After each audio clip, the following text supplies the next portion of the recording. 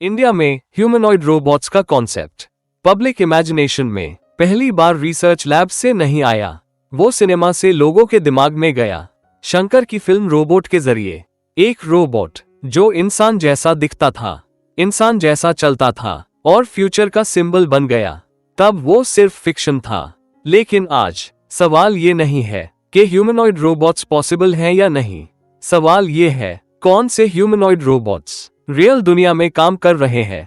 यह documentary imagination के बारे में नहीं है, ये एक रियलिटी चेक है दुनिया भर के ह्यूमनॉइड रोबोट्स का। ह्यूमनॉइड रोबोट्स का मतलब सिर्फ एक मशीन नहीं होता, ये ऐसे रोबोट्स होते हैं जो इंसान जैसे बॉडी के साथ जनरल पर्पस काम कर सकें, क्योंकि दुनिया मशीन्स के लिए नहीं, इंसानों के लिए डिजाइन की गई है। और जब वर्कफोर्स कम होती है, जब पॉपुलेशन एजेड हो रही होती है, कंपनीज और गवर्नमेंट्स एक ही सवाल पूछते हैं, इंसान की जगह कौन काम करेगा। इसी प्रेशर के बीच ह्यूमनॉइड रोबोट्स सेंटर स्टेज पर आए। लेकिन एक बात क्लियर है, हर डेमो डिप्लॉयमेंट नहीं होता। दिखाना एक चीज है, रोज काम करना बिल्कुल अलग चीज। इस डॉक्यूमेंट्री में हम इमेजिनेशन नहीं, रियल वर्ल्ड डिप्लॉयमेंट देखेंगे। क्यों नहीं, ये रेस आइडियाज की नहीं, ये एक फिजिकल रेस है और हर कंट्री सेम स्टार्टिंग लाइन पर नहीं खड़ी है। जब ह्यूमनॉइड रोबोट्स की बात होती है तो चीन को साइड में रखना बिल्कुल मुमकिन नहीं होता, क्योंकि चीन के लिए ह्यूमनॉइड रोबोट्स फ्यूचर का एक्सपेरिमेंट नहीं है, ये ऑलरेडी प्रेजेंट का इंफ्रास्ट्रक्चर बन चुके हैं। चाइना एक साथ 3 प्रेशर्स फेस कर रहा है, मैन्युफैक्चरिंग का मैसिव स्केल, लेबर शॉर्टेजेस और रैपिडली एजिंग पॉपुलेशन। इसलिए यहाँ सवाल ये नहीं था कि ह्यूमनॉइड रोबोट पॉसिबल है या नहीं, सवाल ये था कितनी जल्दी, कितनी क्वांटिटी में और कितनी जगह डिप्लॉय किया जा सकता है। 2025 तक आते आते चाइना सिर्फ लैब प्रोटोटाइप्स पर नहीं था, factories, warehouses, hospitals, public environments, हजारों humanoid robots real world settings में एक्टिवली काम कर रहे थे। Automotive plants, logistics hubs, sorting lines, inspection tasks, यह डेमो फ्लॉज नहीं थे, यह प्रोडक्शन फ्लॉज थे। और ये सिर्फ परसेप्शन नहीं है, नंबर्स भी यही दिखाते हैं। आज के टाइम पर चाइना दुनिया के किसी भी कंट्री से ज्यादा ह्यूमनॉइड सिस्टम्स एक्टिवली डिप्लॉय कर चुका है। इसी इकोसिस्टम का सबसे कॉन्क्रीट एग्जाम्पल यूबी टेक के वॉकर सीरीज ह्यूमनॉइड इस शिफ्ट का सबसे क्लियर एग्जाम्पल है। Walker S2 models automotive factories में डिप्लॉय हो चुके हैं। BYD, NIO, FAW, चाइना और multiple tier 1 supply chain plans के साथ लेट 2025 तक यूबी टेक का कंफर्म्ड ऑर्डर बुक लगभग 16,000 करोड़ रुपए तक पहुंच चुका है। सिर्फ कुछ महीनों के अंदर hundreds of additional units direct production floors तक पहुंच चुके हैं। यूबी टेक ने दुनिया की पहली large scale humanoid production line announce की, जिसकी कैपेसिटी 1000 से ज्यादा ह्यूमनॉइड रोबोट्स की है। यह रोबोट्स सिर्फ असेंबली लाइंस तक लिमिटेड नहीं रहे, बल्कि बॉर्डर रीजन्स में गाइडेंस और पेट्रोल जैसे रोल्स में भी इनका काम शुरू हो चुका है। ये जो हमें देख रहा है, ये रोबोट चाइना वाला ने रोबोट खड़ा कर रखा है हमारे लिए। ये इधर इनके कहाँ तक है इनका? इधर तक ये जो है ना। अच्छा, वो ब्लैक इनका ही है? हाँ, उनका है। ये तो अटैच ही है सारा। ये चाइना की रोड है सब। ये रोड बना रखी है सब चाइना की। तो ले ले भाई, ये गर्मी नहीं है। यूनिट्री का पथ थोड़ा अलग है, लेकिन उतना ही स्ट्रैटेजिक। G1 और H1 models comparatively affordable pricing के साथ मार्केट में आए। बल्क ऑर्डर्स में यूनिट्री G1 की कॉस्ट 8 से 9 लाख रुपए पर यूनिट के आसपास आ चुकी है। Research labs, universities, small factories, warehouse pilot sites, picking, folding, light assembly, यह मास रोल आउट नहीं है, यह इकोसिस्टम बिल्डिंग है। इसी प्लेटफॉर्म पर यूनिट्री के ह्यूमनॉइड्स ने पब्लिक स्टेजेस पर ह्यूमंस के साथ सिंक्रोनाइज्ड मूवमेंट दिखाया। यह प्रूफ था कि बैलेंस और कंट्रोल अब रिसर्च फैसिलिटीज तक लिमिटेड नहीं रहे।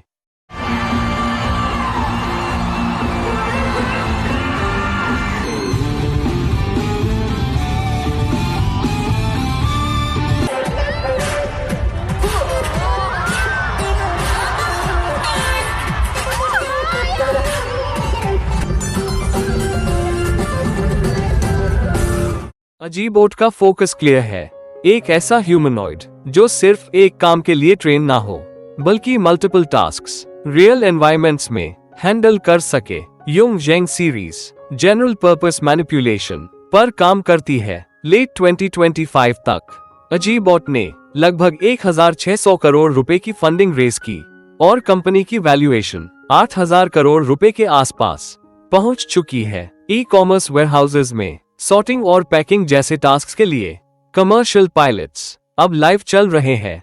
हेल्थ केयर में चाइना का ह्यूमनॉइड फुटप्रिंट और भी ज्यादा क्लियर हो जाता है।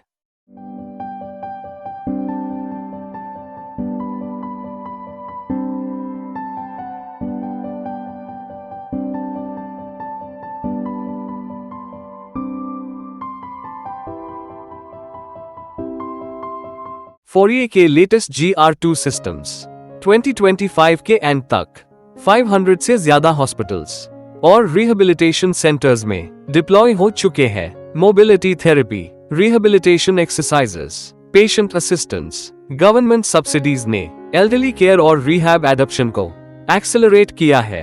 यह फ्लैशी डेमोज नहीं है, यह डेली रूटीन्स है।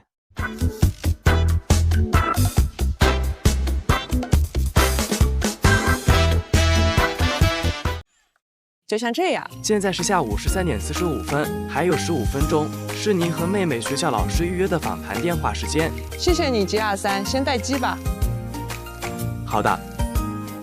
इंजन AI एजिलिटी और लोकोमोशन की बाउंड्रीज पुश कर रही है। उनके ह्यूमनॉइड्स ने 12 किलोमीटर पर आवर से ज्यादा सस्टेन्ड रनिंग स्पीड डेमोन्स्ट्रेट की है। एक्सपेंग रोबोटिक्स ने आयन ह्यूमनॉइड इंट्रोड्यूस किया ऑटोमोटिव AI एक्सपीरियंस के साथ, और ये मॉडल्स एक्सपेंग के का फैक्ट्रीज के अंदर ट्रायल फेजेस में काम कर रहे हैं। इंजन AI, लिम एक्स डायनामिक्स, केपलर और XPENG रोबोटिक्स जैसे प्लेयर्स स्पीड, बैलेंस और रियल वर्ल्ड मोबिलिटी की बाउंड्रीज पुश कर रहे हैं। Running, uneven terrain, factory interiors और इन सब के नीचे चाइना का सबसे बड़ा एडवांटेज छुपा हुआ है। Sensors, actuators, precision reducers, dexterous hands, controllers, supply chain का हर लेयर। आज के टाइम पर China global humanoid supply chain का लगभग 70% कंट्रोल करता है। इसका मतलब ये नहीं कि चीन के रोबोट्स परफेक्ट है, इसका मतलब ये है कि चीन के रोबोट्स सबसे ज्यादा जगह रियल दुनिया तक पहुंच चुके हैं। इसलिए जब हम ह्यूमनॉइड रेस की बात करते हैं, चाइना सिर्फ रेस में नहीं होता, वो पेस सेट कर रहा होता है। अमेरिका का अप्रोच अलग है, यहाँ फोकस क्वांटिटी पर नहीं क्वालिटी पर है। यूनाइटेड स्टेट्स में ह्यूमनॉइड रोबोट्स अभी लिमिटेड नंबर्स में है, लेकिन इंटेलिजेंस में स्ट्रॉन्ग है। फिगर AI के रोबोट्स BMW फैक्ट्रीज में पार्ट्स हैंडलिंग के रियल पायलट्स कर चुके हैं। ऑटोनमस सॉर्टिंग डेमोस घंटों तक कंटिन्यूअसली चल चुके हैं।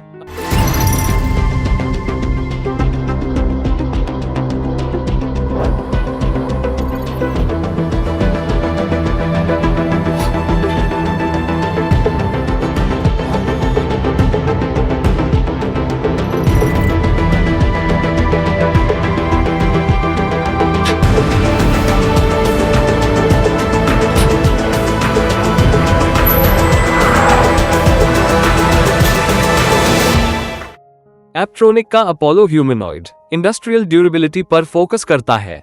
मर्सिडीज के फैक्ट्रीज में अपोलो रोबोट्स लॉजिस्टिक्स और मटेरियल हैंडलिंग टास्क के लिए टेस्ट किए जा चुके हैं। यहाँ एम्फेसिस ये था, रोबोट बिना रुकावट लॉन्ग शिफ्ट्स तक काम कर पाए।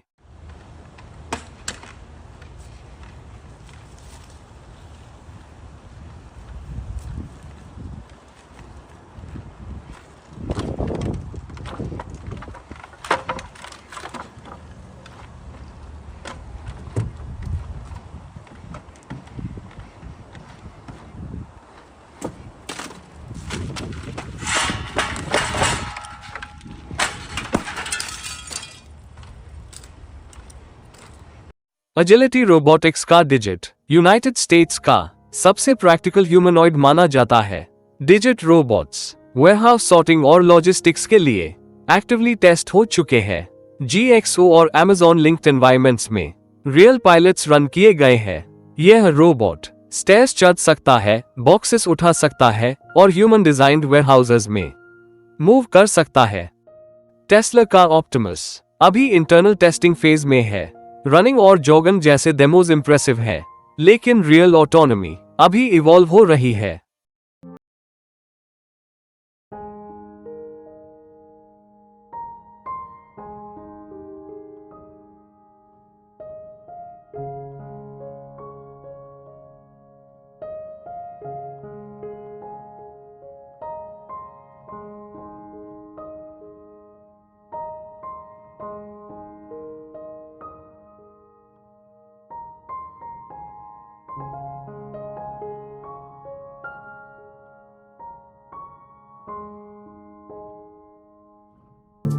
बॉस्टन डायनामिक्स का एटलस अभी भी प्राइमरीली रिसर्च और लोकोमोशन बेंचमार्क है, लेकिन 2025 के बाद हुंडई के अंडर पार्टनर फैक्ट्रीज के साथ अर्ली कमर्शियल टेस्टिंग की तरफ मूव कर रहा है। एजुकेशन और हेल्थ केयर में भी ह्यूमनॉइड रोबोट्स का यूज दिखाई देता है। पहले के ह्यूमनॉइड प्लेटफॉर्म्स स्कूल्स और क्लिनिक्स में अभी भी लिमिटेड रोल्स में यूज हो रहे हैं। Language learning, autism therapy support, Elder interaction, यह फिजिकल लेबर नहीं है, यह इमोशनल कंसिस्टेंसी का काम है। अमेरिका की strength software, vision systems, AI reasoning, weakness mass scaling. इसलिए जब यूनाइटेड स्टेट्स इस रेस में है, वो स्प्रिंट नहीं कर रहा, वो लॉन्ग गेम खेल रहा है। यूनाइटेड स्टेट्स के बाद हम उन कंट्रीज की तरफ बढ़ते हैं जहां ह्यूमनॉइड रोबोट्स हेडलाइंस के लिए नहीं, ऑपरेशंस के लिए डेवलप हो रहे हैं। यहाँ फोकस डेमोज पर नहीं, रियल वर्ल्ड इंटीग्रेशन पर है। जर्मनी का अप्रोच प्योरली इंडस्ट्रियल है। यहाँ ह्यूमनॉइड रोबोट्स फ्यूचर एक्सपेरिमेंट्स नहीं है, यह फैक्ट्री प्रॉब्लम्स का सॉल्यूशन है। जर्मनी के ऑटोमोटिव सेक्टर में स्किल्ड लेबर शॉर्टेजेस और सेफ्टी क्रिटिकल एनवायरमेंट्स एक क्लियर प्रेशर क्रिएट कर रहे हैं। इसलिए ह्यूमनॉइड रोबोट्स का रोल यहाँ डिफाइंड है। Intralogistics, repetitive handling, safe human robot collaboration. Germany की company Neuro Robotics cognitive humanoid robots develop कर रही है। इनके रोबोट्स रियल ऑटोमोटिव फैक्ट्रीज के अंदर एक्टिव पायलट्स और इंट्रोलॉजिस्टिक्स टास्क्स के लिए टेस्ट हो रहे हैं। जर्मन ह्यूमनॉइड्स स्पीड या स्टंट्स के लिए डिजाइन नहीं किए गए। फोकस है stability, predictability, workplace safety. Progress slow है लेकिन रिलायबल है। नवंबर 2025 में एक मेजर ब्रेक थ्रू आया शेफलर के साथ स्ट्रैटेजिक पार्टनरशिप। इस कोलैबोरेशन के अंडर 2035 तक thousands of neuro humanoids real automotive factories में डिप्लॉय किए जाने हैं। सिर्फ डिप्लॉयमेंट नहीं, कंपोनेंट्स जॉइंटली डेवलप्ड हो रहे हैं। नॉर्वे का अप्रोच जर्मनी से बिल्कुल अलग है। यहाँ फोकस फैक्ट्रीज से ज्यादा डेली ह्यूमन एनवायरमेंट्स पर है।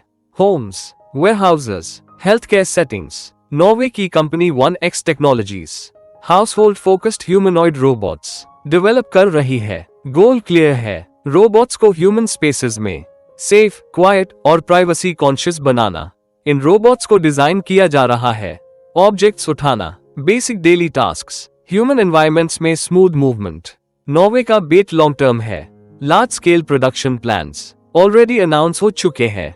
दिसंबर 2025 में एक डिसाइसिव मूव सामने आया।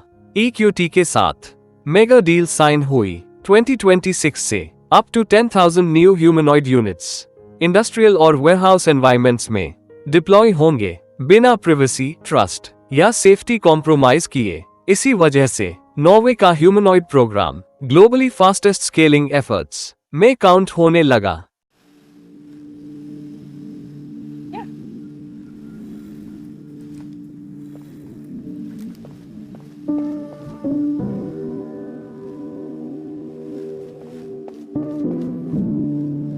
ऑस्ट्रेलिया का केस बिल्कुल यूनिक है। यहाँ प्रॉब्लम मैन्युफैक्चरिंग नहीं है, यहाँ प्रॉब्लम है एजेड केयर स्टाफ की शॉर्टेज। ऑस्ट्रेलिया की company Andromeda Robotics aged care के लिए कंपेनियन ह्यूमनॉइड रोबोट्स डेवलप कर रही है। इनके रोबोट्स एल्डर केयर फैसिलिटीज में डेली बेसिस पर यूज हो रहे हैं।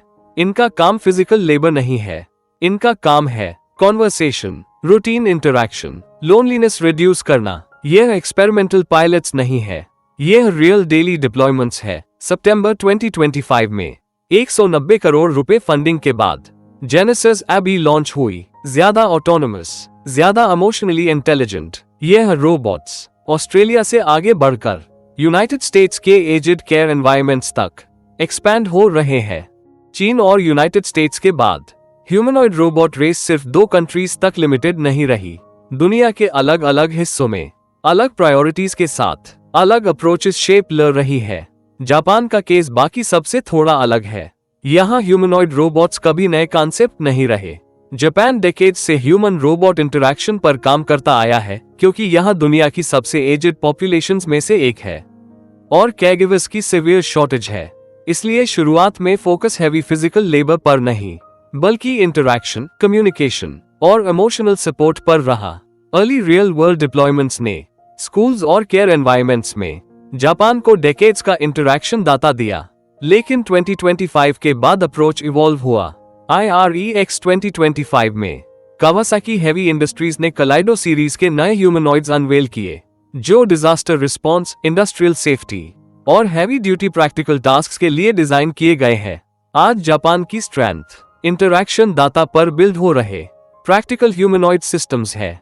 साउथ कोरिया का अप्रोच ज्यादा इंडस्ट्रियल है, ताकि हाई टेक मैन्युफैक्चरिंग में ग्लोबल कंपेटिटिवनेस बनी रहे। 2025 साउथ कोरिया के लिए एक टर्निंग पॉइंट था। गवर्नमेंट लेड के ह्यूमनॉइड अलायंस के लॉन्च और सैमसंग की रेनबो रोबोटिक्स में डीप इन्वेस्टमेंट ने कंट्री को इंडस्ट्रियल ह्यूमनॉइड रेस का टॉप कंटेंडर बना दिया। यहाँ फोकस डेमोस पर नहीं, बल्कि मैन्युफैक्चरिंग, मैनिपुलेशन और रियल वर्ल्ड पायलट्स पर है। गोल क्लियर है, कमर्शियल बाइपेडल ह्यूमनॉइड्स इस डेकेड के एंड तक। यूनाइटेड किंगडम का फोकस परफॉर्मेंस से ज्यादा एक्सप्रेशन और प्रेजेंस पर रहा है। इंजीनियर्ड आर्ट्स के ह्यूमनॉइड्स फेशियल एक्सप्रेशंस और कॉन्वर्सेशन के मामले में वर्ल्ड लीडिंग माने जाते हैं। 2025 में यह सिस्टम स्टैटिक डेमोस से आगे बढ़कर मोबाइल प्रोटोटाइप्स और ब्रॉडर टेस्टिंग फेजेस में एंटर कर चुके हैं। यूके ऐप डेमो से निकलकर प्रैक्टिकल इंटरैक्शन एनवायरनमेंट्स की तरफ ट्रांजिशन कर रहा है। कनाडा का अप्रोच रिसर्च हैवी है। यहाँ फोकस मास डिप्लॉयमेंट पर नहीं, बल्कि डेक्सटेरिटी और फाइन मैनिपुलेशन पर है। सैंक्चुरी AI के humanoids human level hand control, precise tool usage और हाई क्वालिटी लर्निंग डेटा पर काम कर रहे हैं। कनाडा का रोल क्लियर है, टेक्निकल कैपेबिलिटी डेवलपमेंट। ओवरऑल ये सारी कंट्रीज ह्यूमनॉइड रेस में है, लेकिन अलग अलग अप्रोचेस के साथ। चीन और यूनाइटेड स्टेट्स अभी इस रेस में आगे चल रहे हैं।